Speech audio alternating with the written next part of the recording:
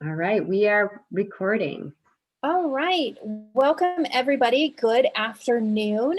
My name is Tabby Bellhorn. I am the Director and ASTRA Coordinator for Ohio Hands and Voices. And I have with me today Janelle Frost. Janelle, Hello.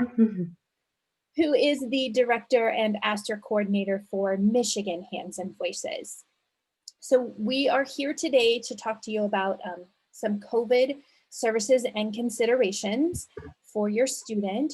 As we get started, just want to let you know that we will be recording this webinar today so we can post it later on our YouTube channel. Also, because we are recording, please be sure to keep your mic muted and your video off until the end. At the end of the presentation, we'll stop the recording and open up for questions. And at that point, you can turn on your video. If you have questions in the meantime, please feel free to use the chat box. Janelle will be managing the technology side today if there are any questions that come up.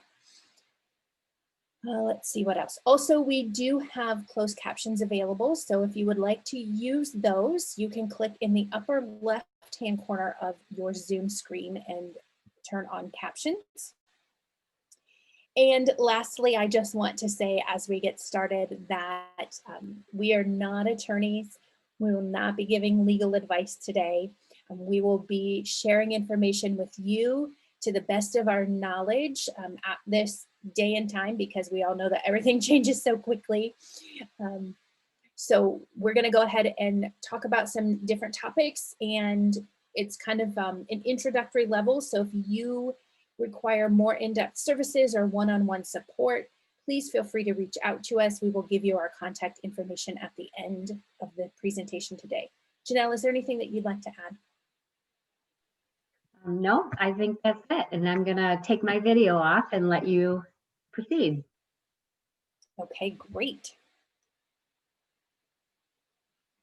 All right, well, welcome. As we get started, I just wanted to share with you the goals of our webinar today.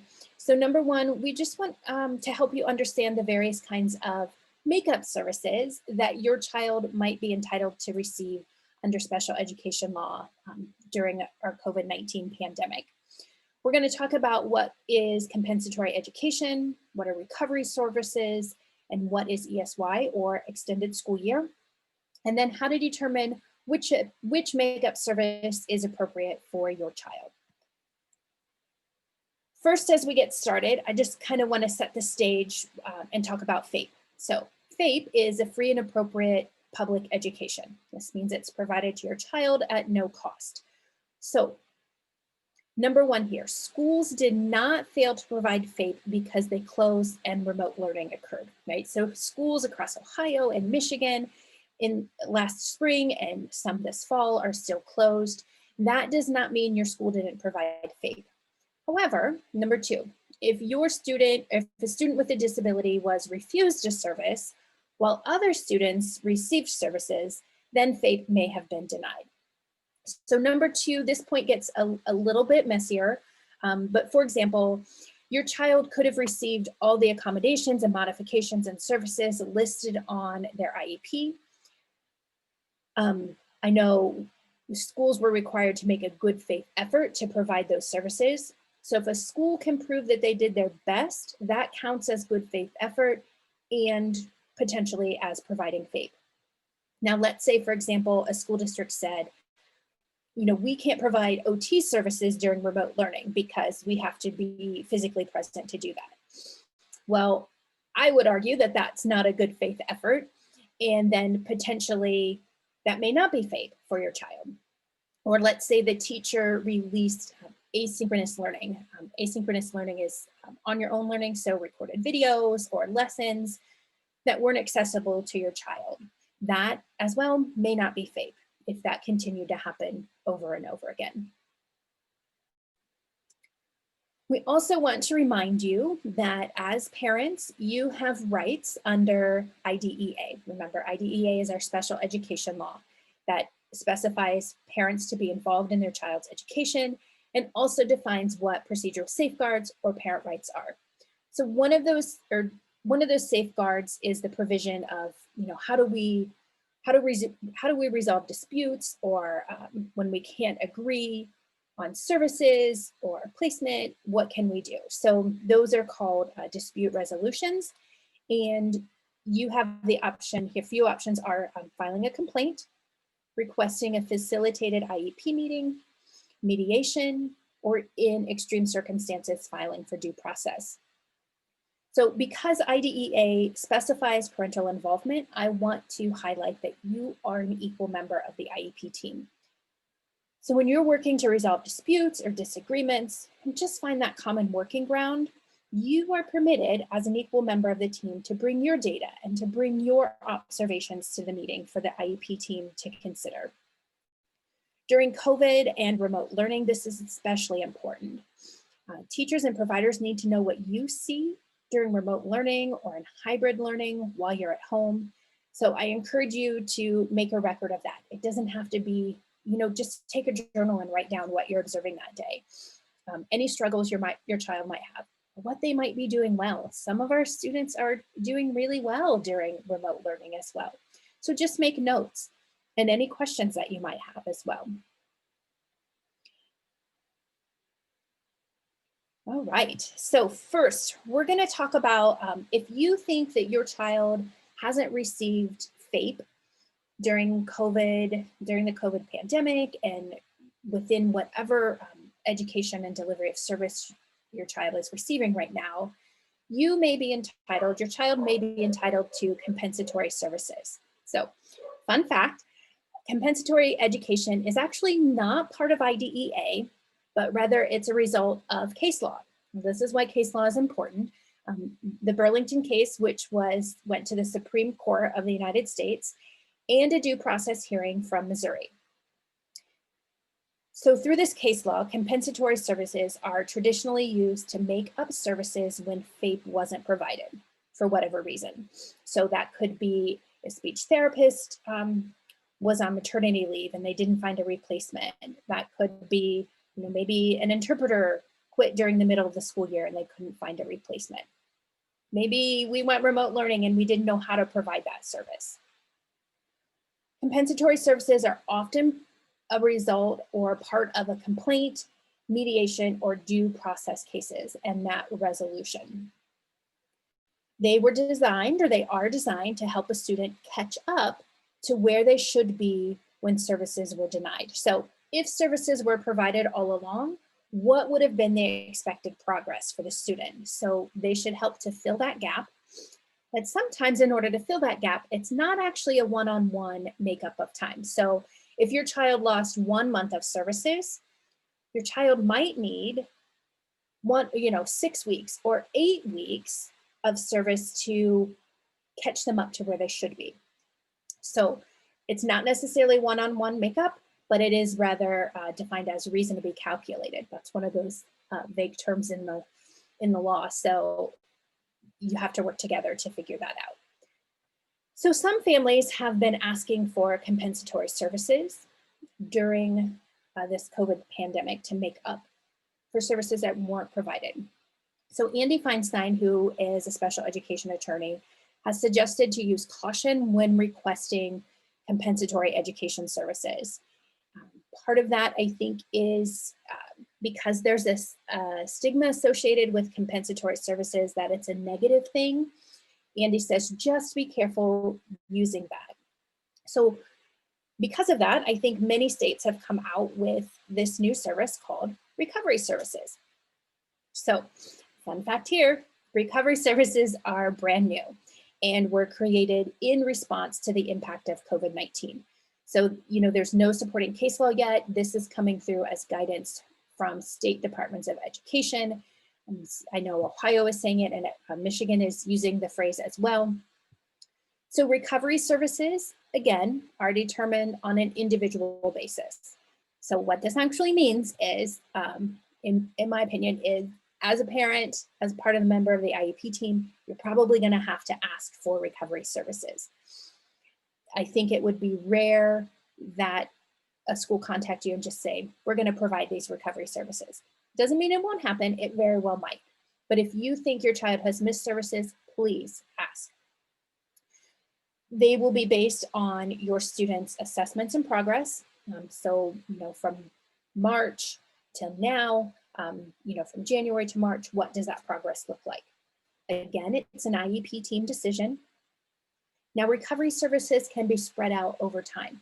So they can be spread out for the school year, and that's going to depend on how much time needs made up, right? So again, recovery services are not necessarily that one-on-one makeup of time.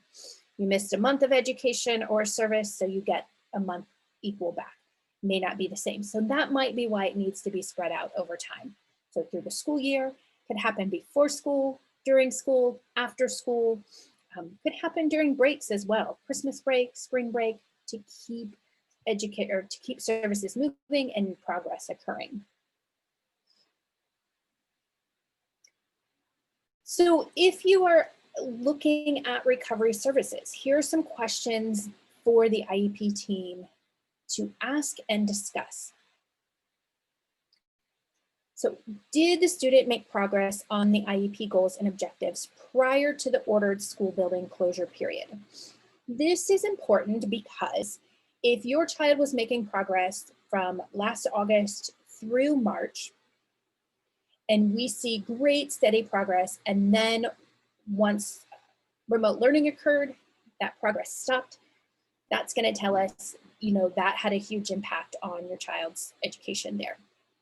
So we want to, that'll also hopefully give us some information, in March or April when schools closed, where was your child's skill level and ability?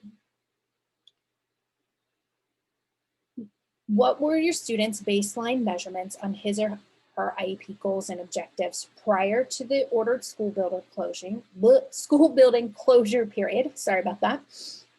Again, so that's going to give us a point. How well was your child making progress? Were they on a nice steady path? If they were on a nice steady path, that tells us that the goal was appropriate. The accommodations, modifications, and services were all working really well together. If there was no progress, that tells us something else may have needed to change. So remote learning may not have been the only impact on the student's progress. Does the IEP team have documentation of the progress the student made during the ordered school building closure period in the form of progress reports and other documentation? So this is actually really hard for teachers. I know many were struggling with how do we document progress. I have lots of friends who are teachers. I also have a part-time job in a school, and this was a huge topic of discussion. So IEP teams actually need to hear your thoughts and your observations. So remember when I said just make some notes. If your child was doing great during remote learning, let them know that. Let them know what worked well. Some students actually did perform really well with remote learning, but also many were struggling. So what were those struggles? Did you see your child struggling with technology, or was it focus, or did they just need extra support to help learn the material? I'm just going to go through some additional questions as well. Did the district provide FAPE? I'm not going to expand on all of these because we're short on time, but I do want to share with these. This one is really important. Was the student accessible during the ordered school building closure period for the district to provide services? So was your student showing up for class? Did they have technology available? Did parent or guardian refuse services during the ordered school building closure period? If so, did the district document refusal in a prior written notice? These last two questions honestly will impact any sort of recovery services or compensatory education that might be given. So if your child was struggling social, emotionally, and just really couldn't attend all of those sessions, I mean, this was really hard on some students. And so the emotional impact really did prevent some students from attending school, but you need to let them know why the student was at school. That's very different. I didn't attend remote learning because I was having this emotional and mental struggle versus, I just wanted to go play Fortnite for the whole day. That's not okay. So knowing those differences is really key.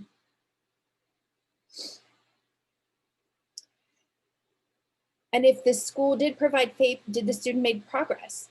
So some students may not have made progress, but if they maintained skills, that's great too.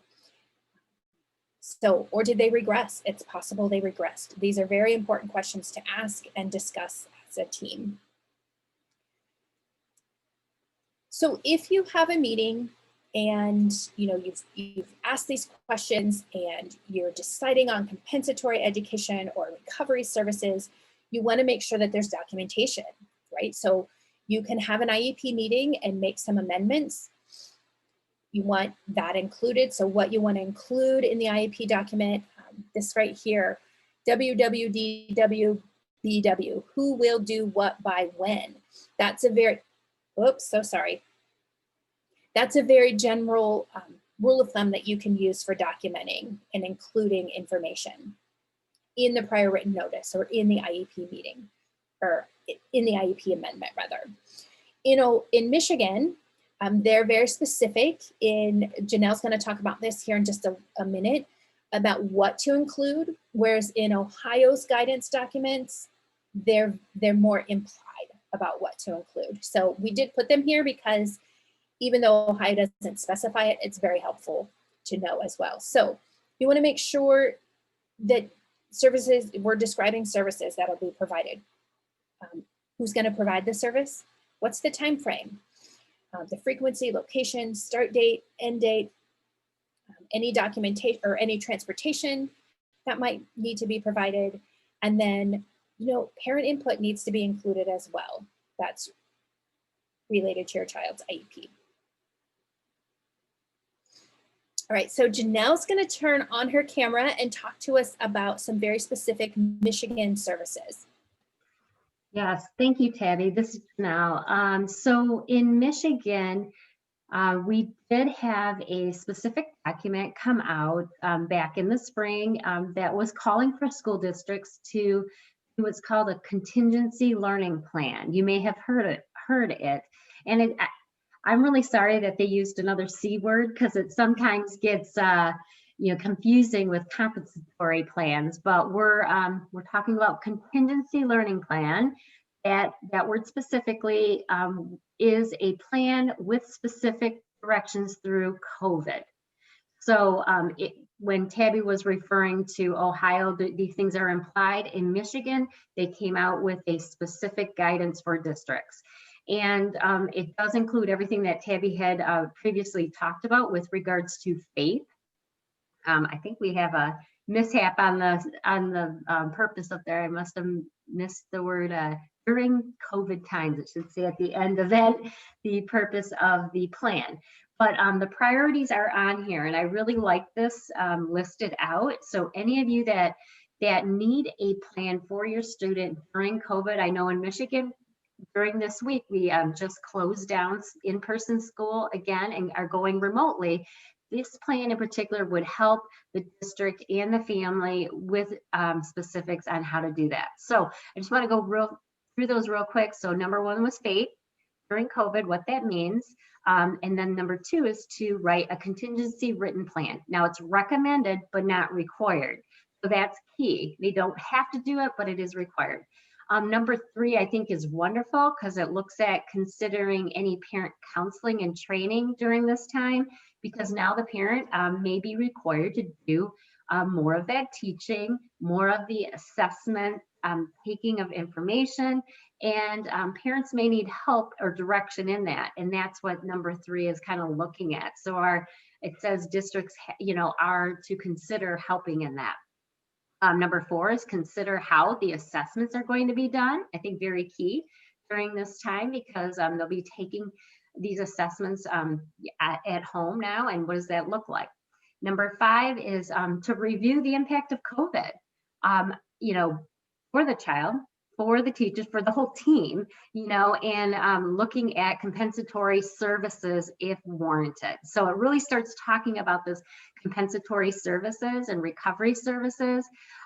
So number six is then if, there is, so if you have this contingency learning plan and you go through all these things, if the team, has decided that there was a lack of education to COVID, then we can now prioritize how we're going to do that and have this makeup period. And I think it really does help because this is coming from our Department of Education. And then, it's looked at a little different as this is guidance. We're going to work as a team and not, as Tabby had mentioned in one of the previous slides, kind of like a bad word. It's not. We're looking at how to help our student make up and get to where they need to go on those goals. All right, I think. Great, thank you, Janelle. So even if you're in Ohio, this is really great information that you can still learn from and apply. So we wanted to make sure that we share that too. So what's the difference between compensatory services or education and recovery services?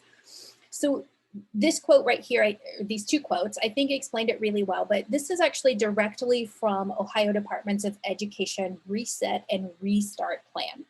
So compensatory education services are educational services provided to a student because the district failed to provide the special education services listed in the student's IEP during the ordered school building closure. Compared to recovery services, the term recovery services reflects the need of learners to recover from any educational gaps in learning caused by expected building or school building closures. So functionally, to be truthful, there's not a lot of difference. It's more about the approach. And as you can read, compensatory services or education almost creates that blame on the school district, which can be really hard and create an atmosphere and a meeting of us against them versus an atmosphere of collaboration and working together.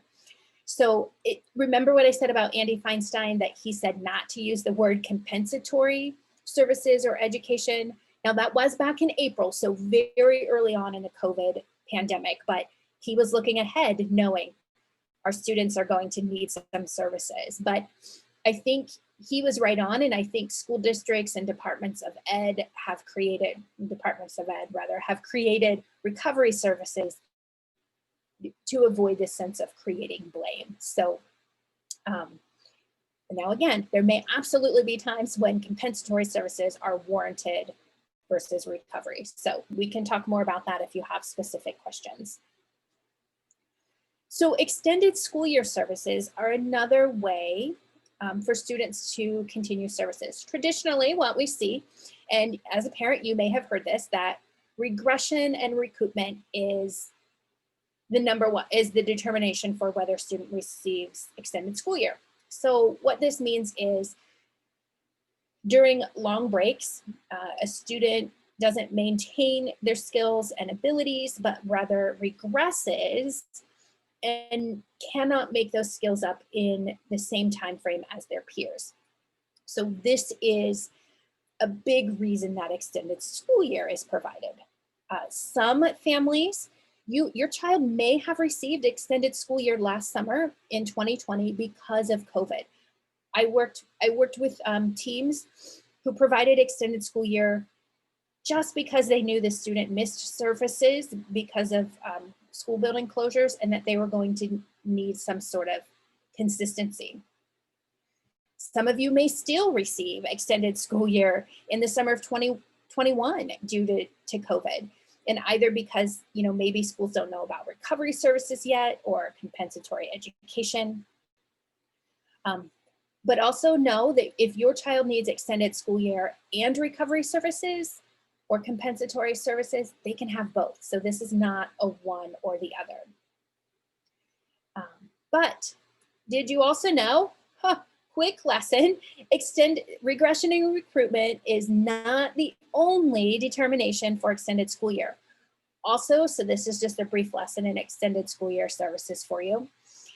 As you're approaching summertime, if your child is on the verge of emerging skills or having some profound breakthrough that the long break is going to impact that, extended school year services may be warranted. And so you will want to discuss that with your IEP team.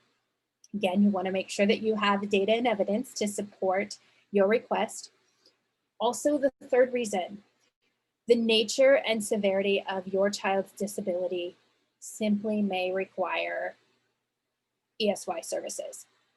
So be sure that you are documenting any regression or progress. So as you're coming close to summertime, that you can have those discussions. You can look at winter breaks, fall breaks, spring breaks to look at regression as well during the school year. So documentation. If you want to know more about extended school year, I suggest you go to Wright's Law, or you can also check out our YouTube channel where we have other videos, and I know we have a whole lunch and learn about extended school year that can give you more information. So if you think your child is entitled to any of these services, extended school year, compensatory, or recovery services, you want to gather data and analyze that, and then make a determination. And then call an IEP meeting so you can discuss this with your team. If you don't know how to gather or analyze data, that is totally okay.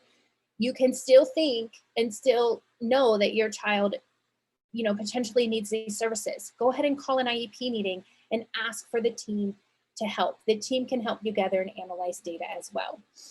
Once you've got to that point and you're getting ready for an IEP meeting, make sure you prepare your 4 R's of advocacy. So reason, rationale, remedy, and resolution. Again, we have, if you want more information about that, a recorded lunch and learn on that topic. So check that out. And then you want to make sure that you are attending and advocating at the IEP meeting for your child to get these services into the IEP and make sure that it's documented, amendments and prior written notice. And Janelle's going to talk to us some more about Michigan's plan. Yes, thank you, Tabby. This is Janelle. This document just came out just this week, and I thought it was very timely.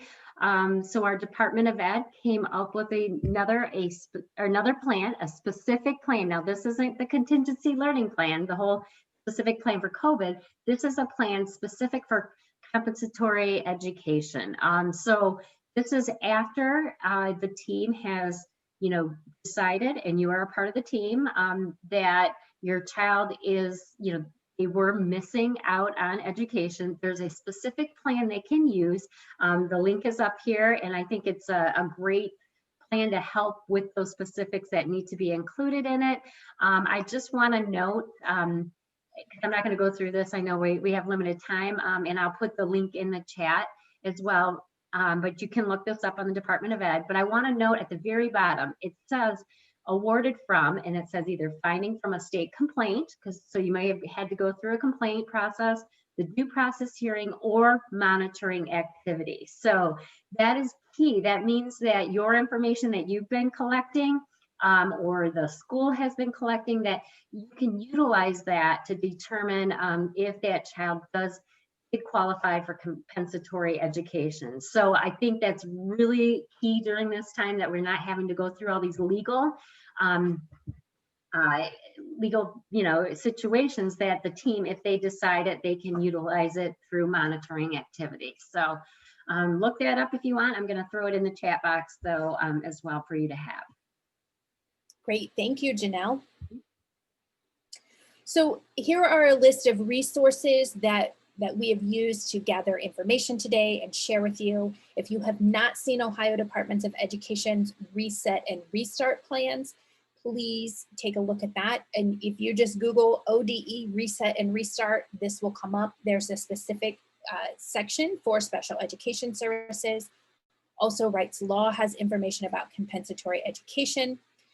Disability Rights of Ohio has some wonderful information out there right now regarding these services. I highly encourage you to look that up. I will make sure that the links are included in the description of the webinar on YouTube so you can find those. And Wright's Law, again, has some great information. Pete Wright, who is the lawyer, the attorney at Wright's Law, did a great webinar. You'll see the link right here with Dr. Roseanne.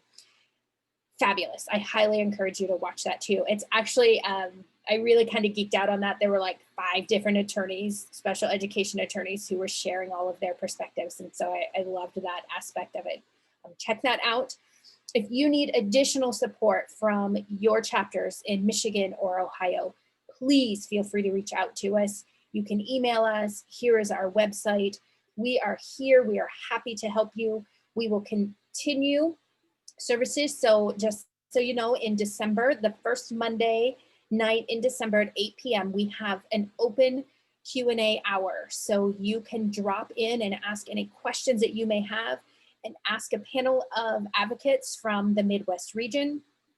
You can watch for our Lunch and Learn schedule beginning next year. We're taking December off, but in January, we'll have some new Lunch and Learns for you. And again, check out our YouTube channel where we have, I feel like some like social media influencer when I say, check out our YouTube channel, but check that out. We have all of our Lunch and Learns recorded and they're right there. So if you have any questions, please feel free to open your video or your microphone. I think I'm going to go ahead and have Janelle turn the recording off so your questions aren't recorded and your privacy is protected. So thank you all for joining us today. I know this was a lot of information in such a short period of time, so don't hesitate to reach out.